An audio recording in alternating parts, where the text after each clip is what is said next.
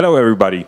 My name is Peter Arek, and I'm the head of the Polish Economic Institute. I'm very glad to have you here in our part of the internet to discuss a very important topic for public finances, especially as we have a crisis going on, an economic crisis in many states, many economies, and also the European Commission looks for different sources of revenue. We started a discussion last year on the corporate income tax gap in Poland, presenting a paper estimating for the first time the size of the corporate income tax gap, so the number of money, of the value of money that is not going to the tax authorities in our country. We followed the works of many esteemed scholars around the world, and especially of Gabriel Zucman, who estimated the missing profits of nations. We also had a very much of interest. We saw a lot of interest of many institutions in Poland about their estimates and also about our paper. Currently, the paper we're going to discuss today is available on our website, so you can download it in Polish and in English. So we have the translation for you available right now. Just finished yesterday, I guess. It's quite easy if you don't have to print it before the conference. So I'm very glad to welcome you. You're going to see a presentation of the paper by Jakub Sawulski, the head of the microeconomic department in our institute, and also there's going to be a discussion with some guests, international guests, which are going to be available online. But here with us is also Tadeusz Kościński, the Polish Minister of Finance, who's going to talk about and answer a bit of your question and also some questions of Jacob, because this topic is of great importance for Poland. We had a debate in Davos also about the missing profits of many countries, not only about our own. Thank you very much, and now for you, Jacob. Thank you, Piotr. Well, I will start with some methodological aspects. We develop our own methodology of calculating the CIT gap because each time the CIT gap is calculated, there is a need for proper adjustments to the specific country data and specific country regulation. But we broadly rely on two publications. The first publication is the instruction from International Monetary Fund how to calculate the CIT gap. This is the top-down approach. So we start from the large macroeconomic aggregates, and then we reduce these aggregates to the theoretical CIT base and theoretical CIT income, and we compare it to the actual CIT revenue. But this top-down approach does not include the part of CIT gap we call foreign gap, so the artificial profit shifting process, the profits that are shifted from Poland to other countries by multinational corporations. Therefore, for this part of CIT gap, we use the methodology suggested by Torslav Weyer and Zucman in a publication, The Missing Profits of Nations. We have presented for the first time the CIT gap calculations last year. This year we expand the time range of our research, and we improve the methodology, and we also this year pay special attention to this process of artificial shifting of profits from Poland to other countries. I will start with some brief information about the evolution of CIT revenue in Poland in recent years. Poland has faced a rapid growth of CIT revenue between 2014 and 2019. The growth was significantly faster than the growth of GDP. The relation of the CIT revenue to GDP rose from 1.7% to 2.2%. And of course, there is a question how much of this additional revenue is the effect of the reduction in CIT gap, and this is the question we try to answer. It is also important to note that despite this rapid growth of CIT revenue in Poland in recent years, still the CIT revenue are responsible for a relatively small fraction of the total public revenue in Poland, because it's 5% in Poland in comparison to around 7% on average in the European Union. According to our calculation, the CIT gap has decreased in recent years from 34 billion zloty in 2014 to 22 billion zloty in 2018. In relation to GDP, the gap has dropped by half, from 2.0% to 1.0%. And there are two main conclusions, two main messages from that. First, around the reduction of the CIT gap is responsible for around 80% of the increase in CIT revenue in Poland in the period 2014-2018.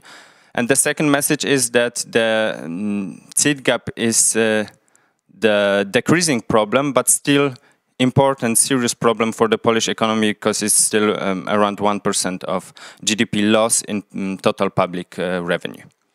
When we are looking for the main reasons for this CIT gap reduction in the recent years, we should think about two things. First is a good economic situation in Poland between 2014 and 2018, because the economic literature shows that the propensity of economic actors to illegal or quasi-legal actions is smaller when the situation in the economy is good. So we can assume that because of rapid GDP growth in recent years, the propensity of firms to illegal or quasi-legal, to tax avoidance or evasion, is now also smaller, has been smaller. And the second reason are the actions performed by the Ministry of Finance to fight with tax evasion and tax avoidance, which probably have increased the CIT collection. We do not divide the CIT gap reduction in Poland in recent years for these two reasons. Some suggestions we can find in another publication by Konopczak and Łożykowski, in which the authors show that around 6 billion zloty of additional revenue were the result of structural factors and not economic position of the Polish economy in the years 2016 to 2018. So that may suggest that from the CIT gap reduction that we show in our publication, around 50 to 60% is the result of the second indicated reason here. And now I will move to the second part of our publication. It's the phenomenon of artificial profit shifting. It's according to the economic literature, it's a growing problem worldwide. The multinational corporations shift their profits from the countries where the profits are generated and should be taxed, to the countries where the profits can be, where the CIT liability can be lower. And this is the part of the CIT gap we call foreign gap. How do we calculate the amount of profits shifted from Poland? We take the excess value of doubtful payments from Poland to 7 countries, to Belgium, Cyprus, Ireland, Luxembourg, Netherlands, Malta, and Switzerland. What do we mean by doubtful payments, and why these 7 countries? By doubtful payments, we mean these transactions, which are most often used by international corporations to tax avoidance, according to the economic literature, is, for example, royalties and license fees, interests, or payments for management services. And why these 7 countries, I will show on this graph. Well, in these 7 countries, international corporations show very high profits, the profits that do not match to the scale of their operation in these countries. For example, look at Malta. In Malta, the profits, the operating surplus shown by global corporations is 10 times higher, around 10 times higher than the wages the corporations pay in this country.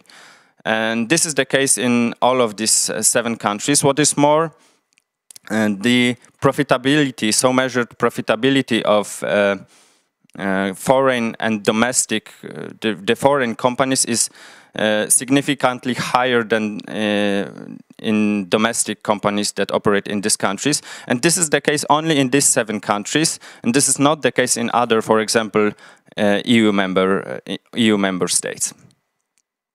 So now I move to our results of our calculations of the foreign gap. And the first conclusion is that the foreign gap amounted to 3.2 billion zloty in 2018, so it's around 15% of the total CIT gap in that year. And the second conclusion is that the foreign gap is not decreasing. Contrary to the total CIT gap, the foreign gap is not decreasing. Actually, in the years 2014-2018, the foreign gap was increasing from 0.13% of GDP to 0.15% of GDP. And our conclusion is consistent to conclusions in the global economic literature, because this literature shows that the problem is arising. The problem of artificial profit shifting by corporations is arising, and this is more and more harmful for the states' budgets. When we look at the directions of the profit shifting from Poland, there's nothing surprising. Ireland, Netherlands, and Luxembourg are responsible for 3/4 of these profits shifted from Poland, artificially shifted from Poland. It is not surprising because when we look at the same data in other countries, you will see in general the same conclusion. In total, 17 billion zloty were transferred, artificially transferred from Poland in 2018, and that translated again to over 3 billion zloty loss in public revenue in that year. To sum up, the CIT revenue in Poland are increasing and the CIT gap is decreasing, and these 2 processes are of course related to each other. And the 2 main reasons behind this reduction of the CIT gap is a good economic situation in Poland in recent years, and also an increased CIT collection. But despite the decreasing total CIT gap, the foreign gap is on the rise, and this is the problem, and therefore our recommendations concern mainly the tax avoidance at the international level. We recommend 5 actions that could be taken at the EU level to fight with tax avoidance and evasion. We would like to see including the EU member states in the screening process for grey and blacklist of tax havens, and give the European Commission the power to impose sanctions on countries listed on this list. We suggest introducing compensatory taxation. It's a solution that is now being introduced in the United States.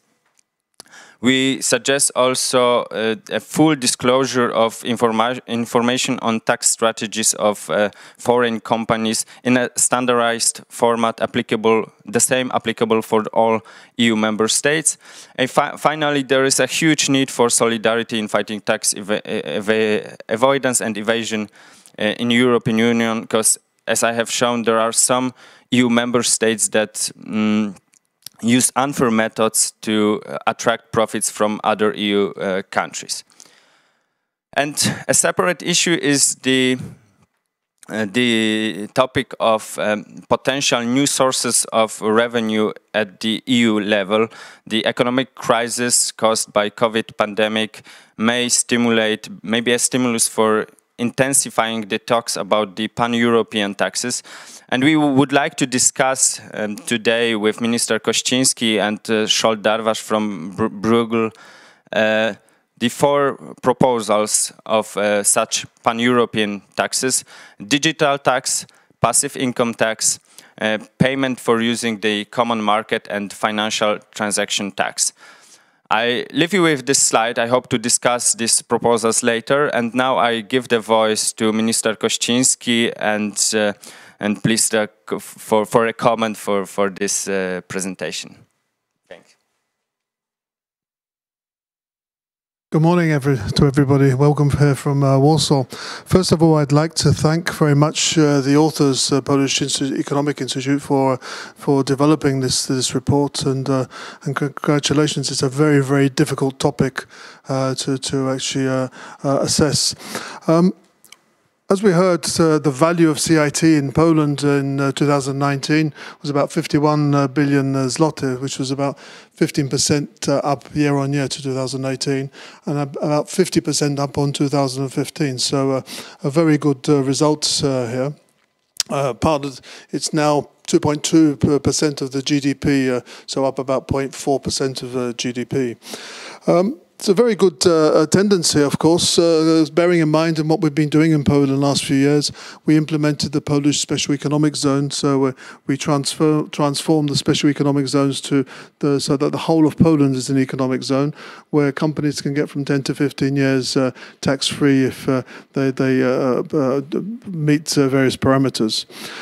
We also have reduced the CIT for some companies from 19 down to 15, and from the 1st of January 2019 down to 9%. At the same time, we've also implemented what we call the IP box, so that anybody with some interesting intellectual property applications can apply to have 5% CIT. And just to remind you that we're actually currently working on the so-called Estonian corporate tax, so that hopefully from January 2021 we'll be able to offer a package to companies, for small and medium companies, to not pay CIT at all until they actually extract dividends from the company. In this day and age, during the COVID pandemic and post-pandemic, it's very, very important for all governments to actually make their tax collection very, very efficient and ensure that companies are paying their full whack in the countries where they work. Just remind everybody, businesses actually get benefit from the taxes they pay. So the taxes are used to educate their future customers, to make sure they're healthy, to make sure the roads are there so they can come to the to businesses, etc. So businesses should be very, very aware of the damage they can do if they don't pay tax in the economy where they work. In fact, it's unfortunate to say, but it's sometimes better not to pay tax than to work in the, as was called here, the artificial profit transfer. Because if you don't pay tax, at least the money stays in the economy and is used in the economy, as opposed to being extracted, which is, of course, post-pandemic, very, very important to make sure we have as much money in the economy, which is where the business is done, because all the extra capital that can be accessed is going to be good for everybody going forward. As I mentioned, the COVID now, the funds, all governments, all ministers of finance are now scratching their heads how they can get as much money back into their economy to continue to rescue jobs, to make sure that companies don't fall over. And of course, most importantly, hopefully, is how we can put more money into the economies to increase investment and get the country economies developing quickly again. So I think it's very, very important now that the European Commission does have tax very high on its agenda. As was mentioned here, I think tax solidarity is something which is missing. It's something which we should be talking about. We should understand that these are all multinational affairs. So I think it's the EU that should be looking at judging which countries are tax havens or halfway houses, and having appropriate sanctions to clamp down on this. So I think we'll be hearing more and more about corporate income tax, artificial transfer, and hopefully see a stop to it. Thank you very much. Thank you, Minister. Now I would like to ask Minister some questions, but I also have to say that there is a possibility after our short interview, there is a possibility for our participants to ask questions. We will have a short Q&A session, you can ask questions to me, to our presentation, and of course, preferably to our guests. You can write these questions via our platform. Minister, I would like to ask you the first question is about the future plans of further tax reduction in Poland and solutions that can help to reduce the CIT gap in Poland in the future. Are there planned any such solutions, and maybe some of already existing solutions need improvements to better solve the problem of tax avoidance and evasion? Well, I think first of all, it's very important in what we're doing, and is to actually talk to the business. I think business knows best, as we all know. If one company pays its fair share in taxes and another company doesn't, then of course the company that doesn't pay taxes has an unfair advantage. And so it's in the interest of all companies that abide by the rules to actually ensure that everybody abides by the rules. So we continue to work with business. We listen to business, and amongst others, of course, as I mentioned, is the so-called Estonian tax, corporate tax, which we'll be implementing. We were listening to business why they're not investing, and as a consequence of that is actually implementing Estonian tax, which will help businesses to retain funds inside the company, increase their capital, and increase their investment capabilities and hopefully appetite. Thanks. And referring to this Estonian CIT, is there any fear that introducing this Estonian CIT may increase that CIT gap? For example, I can imagine a situation in which a company is divided into smaller entities in order to reach the limits for using Estonian CIT. Are there any fears that companies may use such optimization? There's probably one or two companies, but we can't design our tax laws just to catch one or two companies. That's we have the Inland Revenue Service for that, and I'm sure they'll be very keen to catch out these companies that try to play. But I think the design of the Estonian tax, which limits it to companies with so-called simple ownership structure, so the owners can only be private individuals. They can't have, the company can't have ownership of another company.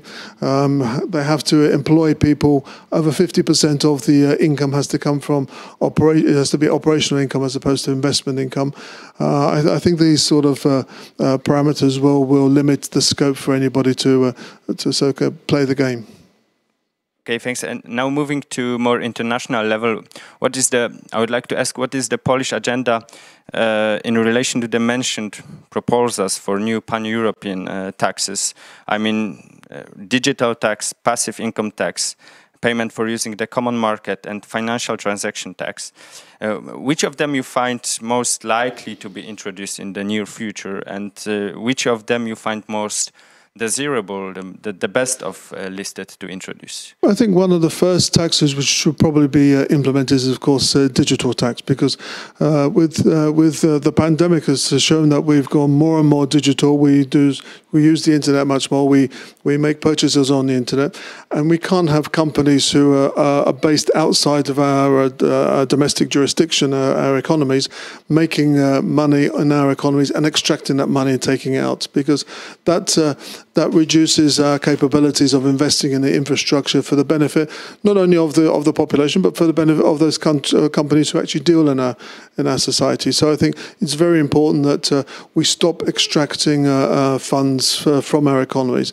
Now, the second type of tax I'd be looking at is we all have the clean environment on the top of our agenda, so that naturally increases our costs for production of our products. So we can't have that. Some products are actually produced outside of our jurisdictions just to avoid the cost of having a clean environment. And then imported into our jurisdiction. So again, I think the carbon border tax is another tax which should probably be high on the agenda and second to implement.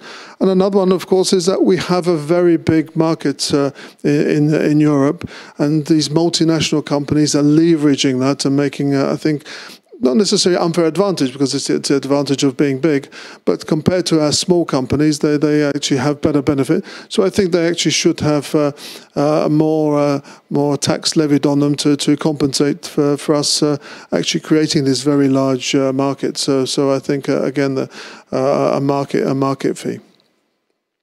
Thanks. We have one question. Please ask more questions to Minister. The question from Paweł Miech. You're saying that government reduced CIT rates. In past years, and that it is often better for a company not to pay taxes rather than transfer profits. At the same time, CIT gap has grown between 2014 and 2020. Don't you think this means that reducing CIT tax rates doesn't work, doesn't reduce CIT gap? Okay, first of all, I wouldn't want to see on the headlines of all the newspapers that Minister of Finance says don't pay taxes. I didn't say that. I'm saying of the two evils, the better evil is to leave the money in the economy that we're working rather than extract that money into another economy. So to make sure that that's not misunderstood. Now, the reduction of CIT has nothing to do with the gaps. It's more to do to encourage companies to do concrete actions, like Poland Special Investment Zone is designed to actually bring in foreign investment into Poland, but also to generate interest amongst Polish companies to invest. Now, because Poland has gone through a tremendous transformation from record high levels of unemployment in the early 90s to record low levels of unemployment. The main objective of reducing CIT for investors isn't to generate jobs, it's to generate good quality jobs. So that getting a license into the special economic zone also means that you have to work together with universities for research and development. You have to provide good quality jobs, so not basic labor jobs, but for jobs for graduates from university, above average salaries. You have to work together with local supply chains, and you also have to have a significant export portfolio of your products. So I think the CIT has different purposes, like the Estonian tax, the corporate tax. The purpose there is to encourage companies, small companies, to invest more, so that when times are hard, they have a bigger financial pillow and won't go into serious problems so quickly. So I think two different issues of CIT gap and CIT reduction. Thanks. And now there is a question to me.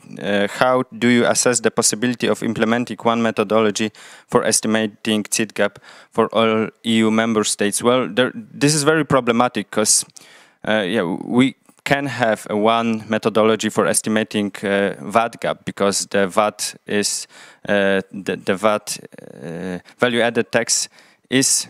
The law regulations are quite the same in all EU member states. In the case of CIT, the regulations differ very largely between countries, and therefore I think the possibility of implementing one methodology for EU member states is very problematic. There is even a problem of comparing the scale of CIT gap between, for example, Poland and other countries. We wanted to do that, but there is no such option now, because, as I said, the methods of calculating differ, because the regulation and data differ between countries too much.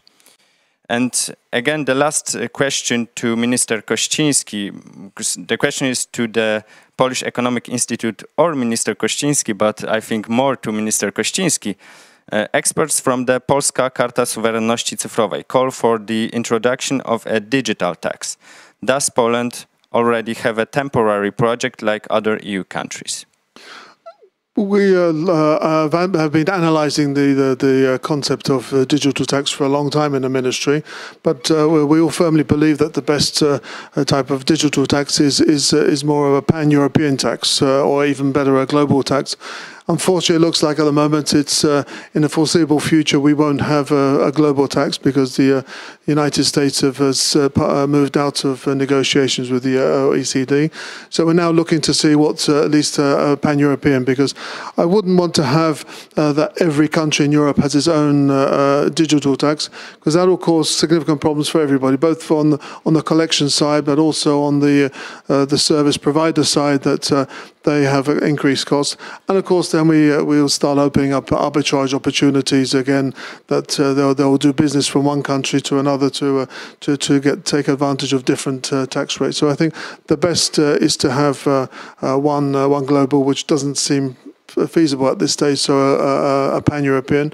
However, we must take into consideration that as people are using the internet more and more money is actually spent and leaves our economy, we have to start speeding up the implementation of a digital tax. So at the moment, we're looking at, if the EU doesn't come up with a pan-European digital tax by the end of this year, then we'll have to unfortunately follow some of the other countries which are in the process of implementing their own domestic digital tax regimes, and we'll have to do the same. Okay, and final question from me to this topic. If there will be a pan-European solution according to the digital tax, should it be also the pan-European source of funds at the EU level, not at the country level, in your opinion? Yes, funds for what?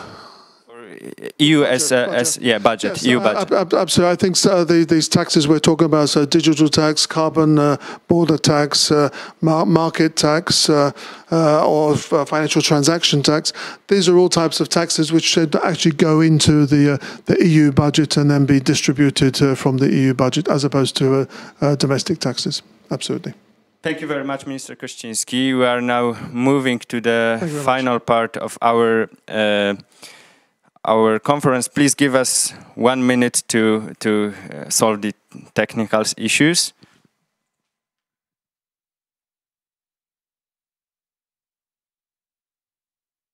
Oh, okay. Do we have already connection with Zsolt Darvas?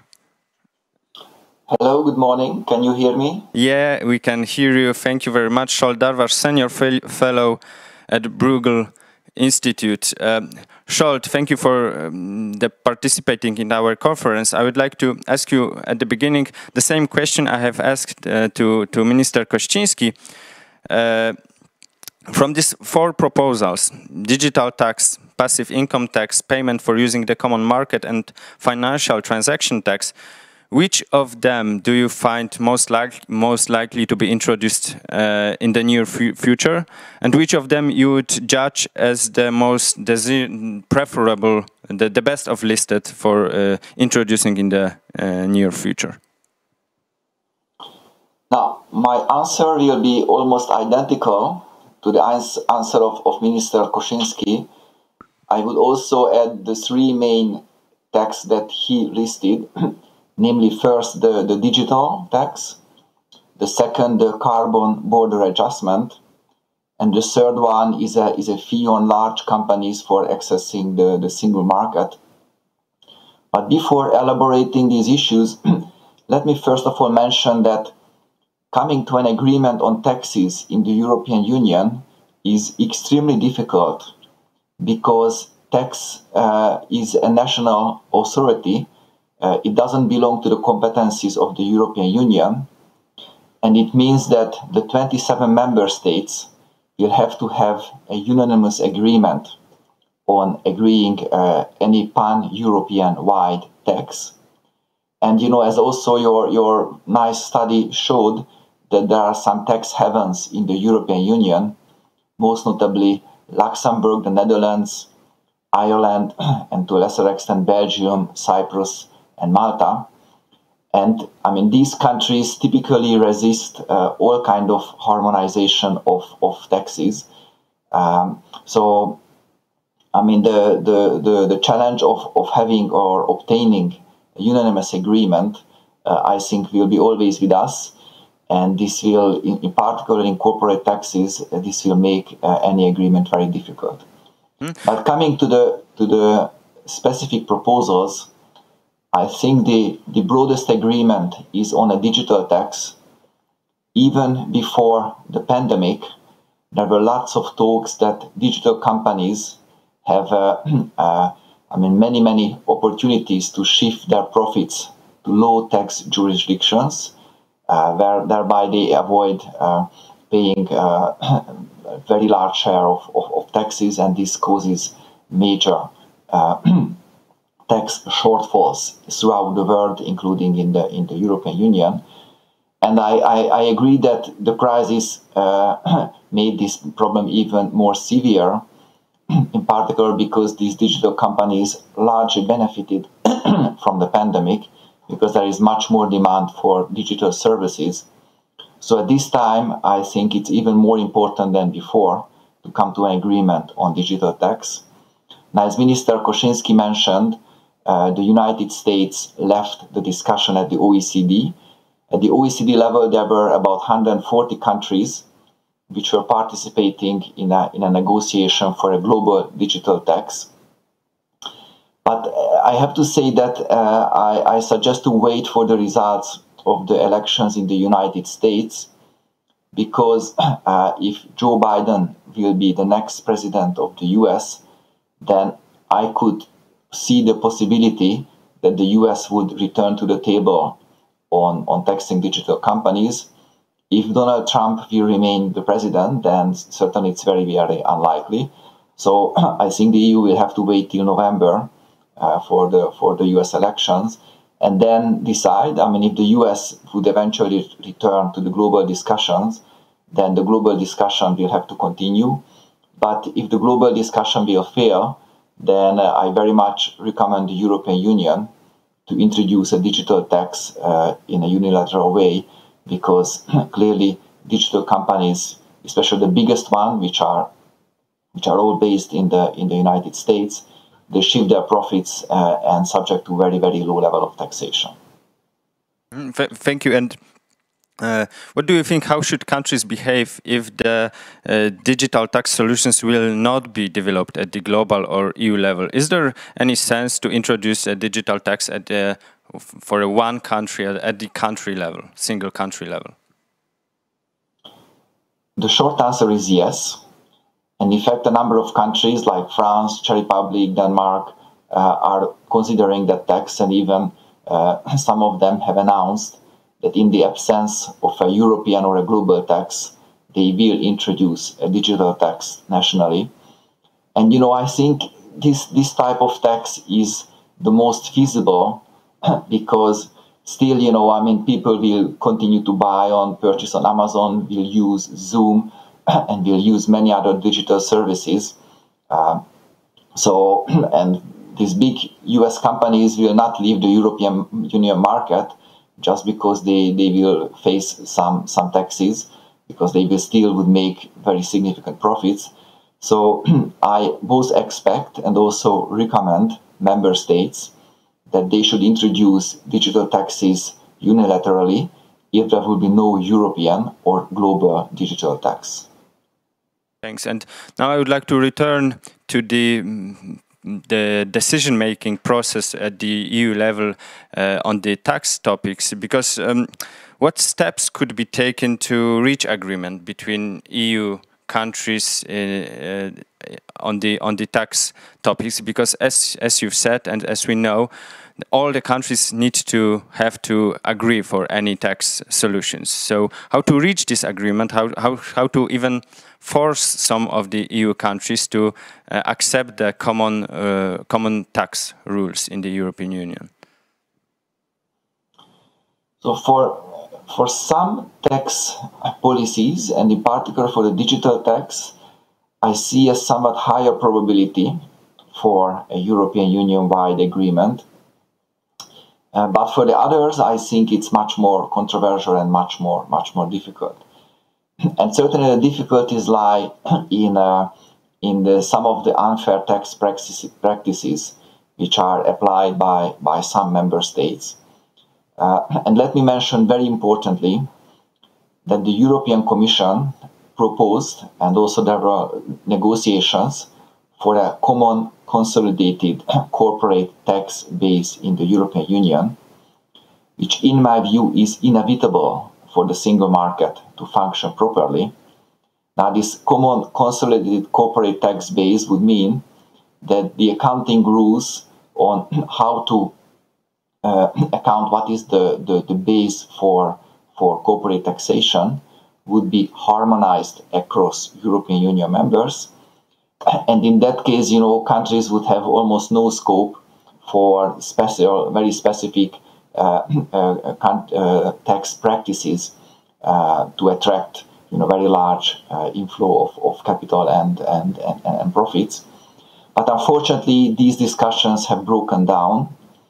And for example, by two years ago, in 2018, when the European Commission made its proposal for the next 7-year EU budget, it proposed a tax based on this consolidated common corporate tax base. But in the most recent proposal made just 2 months ago, unfortunately, this proposal is missing, which suggests that there is no hope for a political agreement on a common European corporate tax base. So for these issues, I think not much can be done. I mean, a lot of negotiations have to be made. I mean, countries which are currently doing unfair tax practices, it's very unlikely that they would change their position because they enormously benefit from them. I mean, from Netherlands, Ireland, Luxembourg, just to mention the 3 largest ones, benefit enormously from profit shifting to their jurisdictions, and it's very, very unlikely that they would be happy to give that up. So for anything which is related to corporate taxation, I'm much less optimistic. So the digital tax is perhaps the closest reality, and the second one is the carbon border adjustment tax, because that would mostly apply to companies outside of the European Union. Now, that tax or adjustment involves a number of practical difficulties. For example, on how to measure the carbon content of a product. Let's say we are buying an iPhone from China, then what is the carbon content of that iPhone, which was produced in the different ingredients of that iPhone was produced in 20 different countries, in different factories. So it's very, very difficult to establish what is the carbon content of any product which is imported. But there are a lot of efforts are being made on how to make such a calculation possible. So I would put the carbon border adjustment as a second possibility for which a political agreement could be reached in the European Union. Thanks. And I have a final question, but I would like to remind our participants that we have a possibility to ask questions to Zsolt, and please write them on our platform. And my final question is, are these ideas we were talking about, digital tax, the carbon border tax, and the payment for using the common market, etc., are these ideas enough to provide sufficient revenue to EU budget, sufficient to improve the position of the EU as a whole, as an institution? The European Commission made some estimates on how much additional resources could be obtained from, for example, the digital tax, the single market tax, or the carbon border adjustment. And that would amount to a couple of 10 billion euros per year, which is certainly sizable, but much smaller than what the EU budget spends each year. I mean, typically the EU budget spends about 160 billion euros a year. So let's say if all these taxes would provide 20-30 billion euros, I mean, they could provide about 1/5 of the total spending. But you also know that in addition to the standard EU budget, the 7-year EU budget, the European Commission also proposed a new recovery facility, which is called Next Generation EU, amounting to 750 billion euros. And one hope is that these additional taxes would be helpful for repaying the borrowing which would finance the Next Generation EU. Now, if you distribute this 750 billion over, let's say, 30 or 40 years, as the European Commission proposed, because the Commission proposed to borrow from the market long term and use the money in the next few years and repay European borrowing in the next 40 or 50 years. So if all of this, if let's say 30 or 40 years will be available to repay the debt which was borrowed to finance the EU recovery fund, then perhaps these additional taxes could be helpful in financing that extra amount of money. Thanks.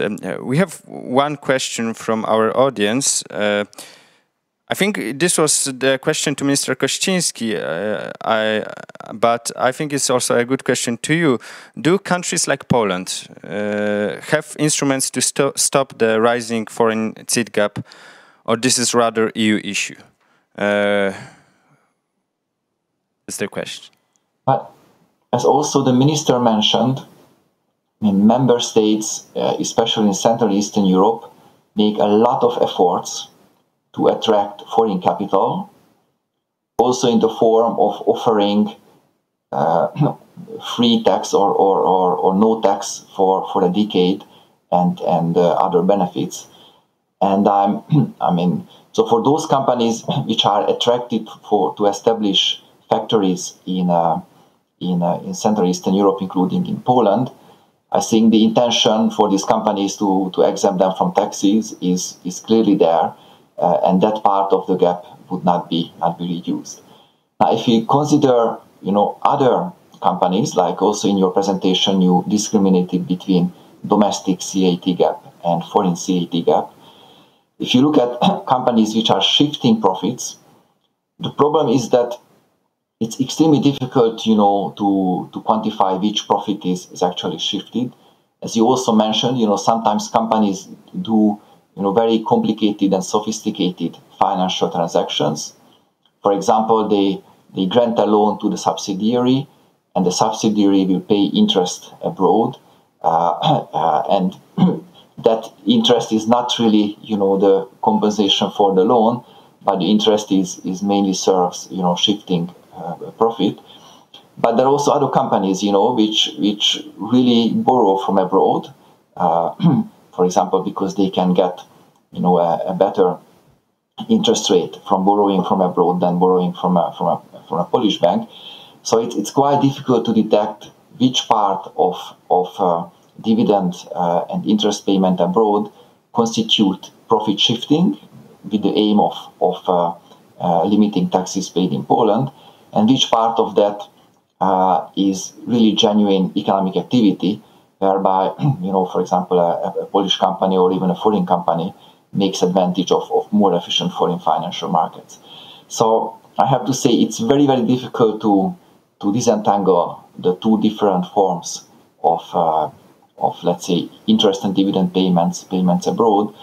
Now, I'm pretty sure that also in the Polish Ministry of Finance, a lot of efforts are made to try to identify and find ways to identify.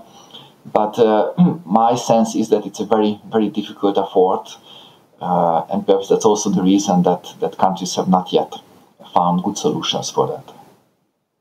And we have another question from Łukasz Baszczak. How can countries like Luxembourg and other low-tax jurisdictions be forced to restrain their functioning as European tax havens? Is it even possible in near future? Does EU have plans to introduce some instruments in this matter?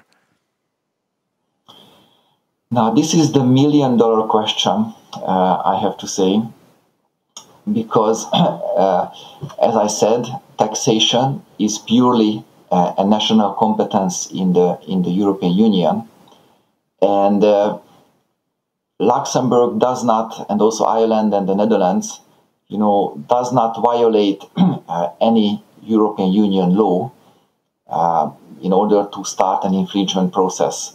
Or whenever they do, then certainly an infringement process is started. The European Court of Auditors, the European Court of Justice makes a decision, and if it is found that a particular tax law is against the European Union basic law, then the country will have to change them.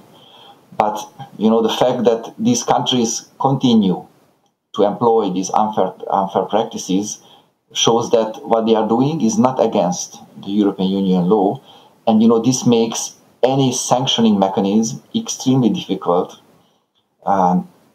So the best hope is that a grand compromise could be achieved at the political level. But what are the prospects for that? Unfortunately, I'm very, very doubtful that such a grand compromise could be achieved, and these countries would voluntarily agree to eliminate those practices. But certainly the best solution would be to establish a common consolidated corporate European tax base, because that would make such practices very, very difficult or even impossible. Thank you very much, Zsolt, for participating in our conference. It was a great pleasure to host you here digitally. And that's we are getting to the end of our conference now. Please, the director of our institute, Piotr Arek, to have the final remarks. Thank you very much. Thank you very much, Jacob. Thank you very much, Zsolt. It's been a pleasure to hear you and see you, although online, not in person. We met, I remember, just as the pandemic was starting in March, when we organized a debate on the green policy mix in the European Union and also in Poland. I'm glad to have you and host you, although online, and hope to see you once again in person. I just want to leave you with one remark after this presentation and also this this paper which we published. One person asked me, why estimate the size of the corporate income tax gap last year? Why to do that? It's very difficult. It's probably a hypothetical number. It's far from the true size of the corporate income tax gap. So there's a lot of uncertainty about the size of it. Why to do that? That's a very complex issue. It's difficult to estimate. There are many different approaches to it. And what I thought back then is how deep is our how deep is the thought in us to use and go through the easy path, and how much a lot of economic research is being conducted on things that are easier to count, easier to estimate, and also easier then to do, for example, policy implementation in.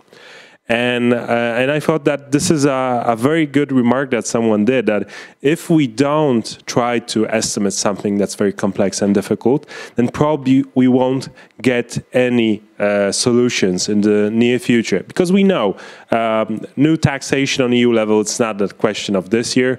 Reform of Luxembourg laws or Irish laws is not a question of even probably the 2 or 3 years from now. But it's an important discussion to have in order to push this wagon forward, in order to have some progress in terms of the regulations that we have in the EU, the regulations that we have on the global sphere, and also how we see the European Union work. And not just to criticize what it's not doing, but also proposing some solutions that could be implemented by the European Commission. And I think that's very important. And I'm glad that there is not that often the situation when somehow criticizing a paper of what is being done because the VAT gap, the corporate income tax gap, it's like it's an issue. It's an important issue, but we can have a discussion with the Polish Ministry of Finance on how to deal with this matter. And I hope that we can have the same debate on EU level on all different kinds of taxes and different tax evasion practices also after the pandemic, because we're all going to need a lot of different revenues in order to pay all that debt that all the EU countries are now creating. So thank you very much, and read the paper, both in Polish and in English, follow our feeds, and read everything that we and both the Bruegel probably do there in Brussels. Thank you very much.